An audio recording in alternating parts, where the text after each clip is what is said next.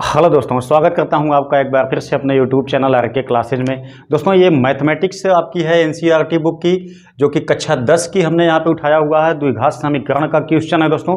ये क्वेश्चन आपका बहुत ज़्यादा लाजवाब है। आप लोगों को काफ़ी ज़्यादा दिक्कत इसमें हो सकती है दोस्तों। अगर लास्ट तक आप लोग देखेंगे तो निश्चित ही ये दिक्कत आपकी समाप्त हो जाएगी।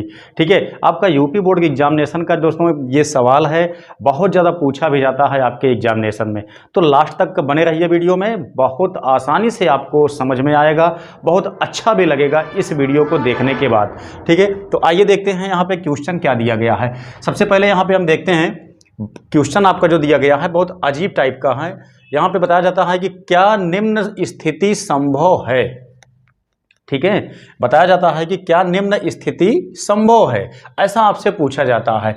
यदि है तो उनकी वर्तमान आयु ज्ञात कीजिए। ठीक दोस्तों, ये द्विघात समीकरण का ही क्वेश्चन है। अभी आप देखेंगे, आपको यहाँ पे देखने में तो बड़ा अजीब सा लगेगा, लेकिन दोस्तों बहुत ही लाजवाब का टाइप ये क्वेश्चन है। यहाँ पे देखिए बताया क्या जाता है।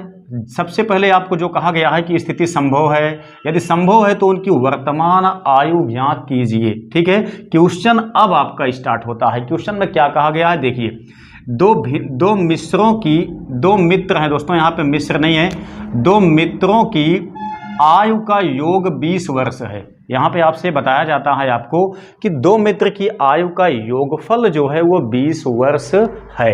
ठीक है, आगे 4 वर्ष पहले उनकी आयु का गुणनफल 48 था। दोस्तों यहाँ पे आपको बताया जाता है कि दो मित्र हैं जिनकी आयु का योगफल 20 साल है। ठीक है, 20 वर्ष है, और दोनों की आयु का मल्टीप्लाई किया जाता है। यहाँ पे देखिए क्या कहा गया, 4 वर्ष पहले उनकी आयु का गुणनफल 48 था। ठीक है, ये क्वेश्चन है, बहुत अच्छा क्वेश्चन है। तो यहाँ पे देखते हैं कैसे सॉल्व होगा। सबसे पहले हम बात को पकड़ते हैं, दो मित्रों की आयु का योग 20 वर्ष है। ठीक है, तो हमको यहाँ पे मान के चलना पड़ेगा कि माना पहले की आयु, पहले मित्र मान सकते हैं, पहले दोस्त कह सकते हैं, या पहला व्यक्ति कह सकते हैं। तो पहले की आयु x वर्ष है, ऐसा आप मानेंगे। तब दोस्तों यहां पे क्या लिखेंगे, तब दूसरे की आयु क्या होगी, इतना आप समझ सकते हैं स्वयं ही क्या होगी। अगर दोस्तों दो व्यक्तियों की आयु का योगफल 20 दिया गया है, जिसमें से एक की आयु अगर x वर्ष हमने मान लिया हुआ है, तो सेकंड वाले की आयु को हम 20 में से इसको यानी पहले वाले की आयु घटा देंगे, तो सेकंड व्यक्ति की आयु अपने आप पता चल जाएगी। यानी कि दूसरे व्यक्ति की आयु कितना होगी, यहाँ पे दोनों की आयु का योगफल 20 था। ठीक है, तो 20 में से पहले व्यक्ति की आयु जो हमने माना है x, इसी को हम यहाँ पे घटा देते हैं, इतना होगी। ठीक है, दूसरे की आयु 20 माइनस x होगी। पहला चीज जो आपका यहाँ पे कहा गया था उसके अकॉर्डिंग ये क्वेश्चन आपका इतना तक ये आपका कंडीशन बन के कंप्लीट हो गया है। अब आगे देखिए, 4 वर्ष पहले उनकी आयु का गुणनफल 48 था। दोस्तों यहाँ पे जब भी पहले की बात की जाती है या बाद की बात की जाती है, तो ऐसे प्रश्नों में आपको ध्यान देना होता है कि जो कुछ भी क्रियाकलाप किया जाएगा दोनों के लिए किया जाएगा। ठीक है, मतलब ये हुआ कि 4 वर्ष पहले कहा गया है, तो 4 वर्ष पहले जो पहला वाला मित्र है उसकी भी आयु 4 वर्ष कम थी, और जो सेकंड वाला मित्र है उसकी भी आयु 4 वर्ष कम थी।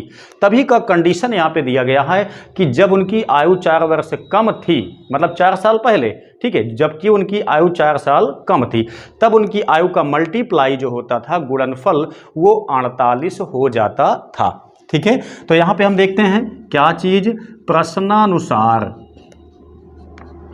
ये दोस्तों क्या है, x में से हम 4 घटा देंगे। ठीक है, उसके बाद जो आपका दूसरा मित्र है उसकी आयु में से भी हम 4 घटा देंगे। ठीक है, इनकी आयु का मल्टीप्लाई कितना था, 48 था। हमने ऐसा जैसा कंडीशन में कहा गया था वैसा हमने यहाँ पे कर दिया हुआ है। अब देखिए क्या होता है, यहाँ पे देखेंगे तो x माइनस 4 ऐसे ही है। यहाँ पे देखेंगे दोस्तों क्या चीज़, 20 में से 4 हम घटाएंगे तो कितना बचेगा, 16 बचेगा माइनस x इज इक्वल आपका 48। तो कंडीशन के अनुसार हम यहाँ तक पहुँच चुके हैं। अब देखते हैं क्या होगा।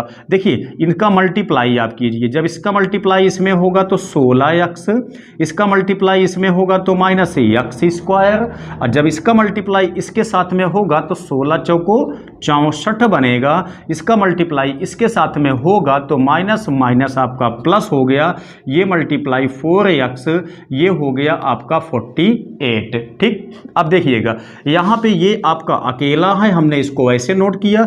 16x प्लस 4x को हम जोड़ेंगे तो ये 20x हो जाएगा। बचा है यहाँ पे आपके पास कितना, माइनस 64। तो ध्यान दीजिएगा माइनस 64 में इसको हम लाते हैं इस साइड में तो ये भी हो जाएगा माइनस, यहाँ बचेगा फाइनली आपका 0। अब देखिए इसको हम थोड़ा से जोड़ घटा देते हैं जैसा यहाँ पे कहा गया है। इन दोनों को हम जोड़ेंगे आपस में, चूंकि माइनस का चिन्ह दोनों में है जो कि समान है, इसलिए 8 4 ये हो जाएगा 12, यहाँ पे 6 4 10 1 11, ये माइनस आपका साथ में आ जाएगा। अब दोस्तों चूंकि यहाँ पे लगा क्या है, माइनस लगा हुआ है, तो हम माइनस से दोनों पक्षों में गुणा कर देंगे तो माइनस आपका हट जाएगा। ठीक है, तो यहाँ पे क्या बचेगा, x स्क्वायर, यहाँ पे हो जाएगा माइनस 20x, यहाँ पे हो जाएगा प्लस में 112। अब दोस्तों ये समीकरण आपके पास बनके कंप्लीट हो गया है, जहाँ से कि हमको ये पता लगाना है कि क्या ये स्थिति बन पाना संभव है, जैसा आपके प्रश्न में यहाँ पे कहा गया था। ठीक है, कि क्या निम्न स्थिति संभव है। तो सबसे पहले यहाँ पे हम देखेंगे कि क्या ये स्थिति संभव है। संभव होगी तभी उनकी वर्तमान आयु हम निकालेंगे, संभव नहीं होगी तो उसकी वर्तमान आयु आपको निकालने की आवश्यकता ही नहीं पड़ेगी। तो आइए यहाँ पे देखते हैं। ठीक है, सबसे पहला काम आप ध्यान दीजिएगा, जब इनकी आयु संभव है ऐसा पूछा जाएगा तो सबसे पहले हम देख लेते हैं कि ये जो समीकरण आपका बना हुआ है इसका जो मूल आएगा वो आपका वास्तविक होगा या काल्पनिक होगा।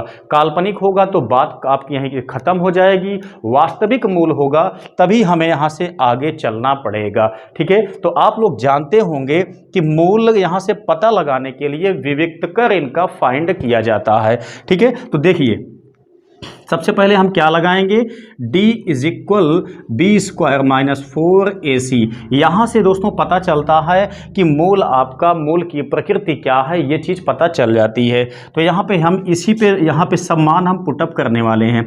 उसके पहले आप लोग ध्यान दीजिएगा कि यहाँ पे x का गुणांक कितना है। दोस्तों यहाँ पे गुणांक आपका पता लगाने के लिए द्विघात समीकरण में ax square plus bx plus c is equal 0, इसी से इसकी तुलना की जाती है, तब वहां से ABC का मान फाइंड हो जाता है। तो यहाँ पे देखिए x स्क्वायर का जो गुणांक होता है वो आपका a का मान होता है। तो यहाँ पे देखेंगे तो x स्क्वायर का गुणांक कुछ भी नहीं है तो यहाँ पे 1 माना जाएगा। तो ये आपका a का वैल्यू जो है वो 1 आ जाती है। वैसे आप देखेंगे तो b की वैल्यू क्या होगी, जो x का गुणांक होगा वो b की वैल्यू होगी। ऐसे यहाँ पे देखते हैं तो x का गुणांक -20 है तो हम चिन्ह सहित मान यहाँ पे उठाते हैं। ऐसे यहाँ पे यानी कि जिसमें x नहीं लगा हुआ होता है वो c की वैल्यू होती है। c की वैल्यू यहाँ पे देखेंगे तो 112 दिया गया है।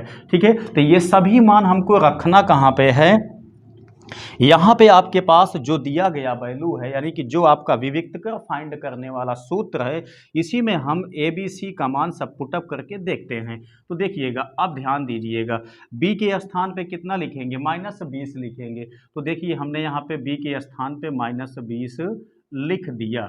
माइनस में देखते हैं तो 4 आया, इंटू A की वैल्यू देखेंगे तो 1 आया हुआ है, इंटू C की वैल्यू देखते हैं तो 112 आपका बन के आ जाता है।